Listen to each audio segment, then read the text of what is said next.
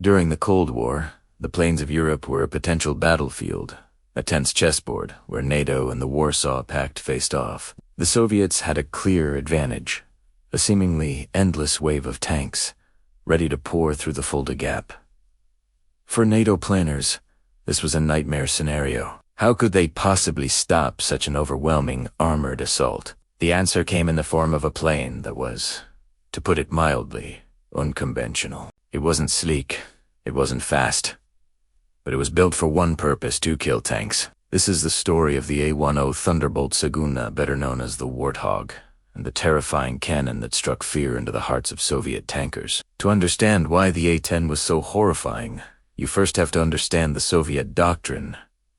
Their strategy relied on mass and speed. Thousands of T-6 for SAT-72s and T-80s would form the iron fist of a massive ground invasion. They were designed to be tough, with sloped armor and powerful guns.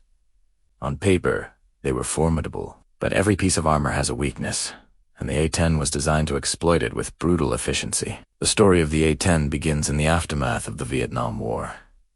The U.S. Air Force realized it needed a dedicated close air support aircraft. Jets like the F-4 Phantom were too fast, too high-tech, and too fragile to loiter over a battlefield, hunting for ground targets under heavy fire. Pilots needed a plane that could fly low and slow, take a beating, and deliver a devastating punch. The project was called the AXE program, and it led to the Fairchild Republic A-10. From the very beginning, the A-10 was different. It looks tough. It's not elegant. It's functional. Straight wings for low-speed maneuverability, engines mounted high on the fuselage to protect them from ground fire and foreign object debris, and a titanium bathtub surrounding the cockpit to protect the pilot. This thing was designed to get hit and keep flying, but all of these design features were secondary to its primary weapon. The plane wasn't built with asterisk. A gun. The plane was built around asterisk. The gun. And what a gun it is. The General Electric GAU-8 Avenger. This is not just a cannon. It is a 7-barreled Gatling-style rotary cannon that is one of the largest and most powerful aircraft cannons ever flown. The entire gun assembly is over 19 feet long and weighs more than 4,000 pounds with its ammunition feed system. That's about the size of a Volkswagen Beetle. When the A-10 fires, it's not just shooting. It's unleashing a torrent of destruction. Let's talk numbers, because they are staggering. The GAU-8 fires 30mm rounds.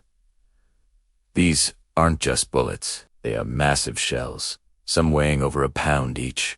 The standard ammunition load is a mix of high-explosive incendiary rounds and armor-piercing incendiary rounds. The armor-piercing rounds use a depleted uranium penetrator. Why depleted uranium? Because it's incredibly dense and self-sharpening upon impact, allowing it to slice through tank armor like a hot knife through butter. Now, imagine you're a Soviet tanker sitting inside your T-72. You feel relatively safe. Your tank is a beast of steel. Then, you hear it. A sound unlike anything you've ever heard before. It's not the whistle of a bomb or the roar of a normal jet. It's a deep, terrifying brute that seems to rip the sky apart. That's the sound of the GAU-8 Avenger firing at its maximum rate of 4,200 rounds per minute. That's 70 rounds per second. Before you can even process the sound, your world erupts. The A-10 pilot doesn't need a direct hit on the front of your tank. That's the beauty of the Warthog's attack profile. It comes in from above. Soviet tanks, like most tanks, have their thickest armor on the front and sides. The top armor?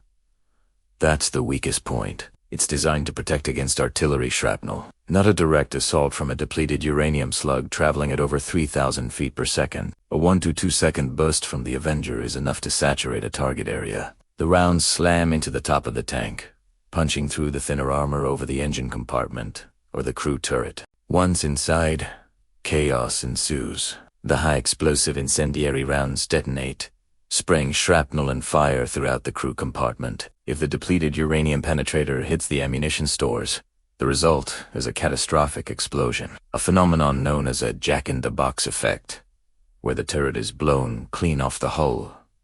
For the crew inside, there is no escape. The psychological impact of this weapon cannot be overstated. Soviet intelligence quickly learned about the A-10 and its capabilities.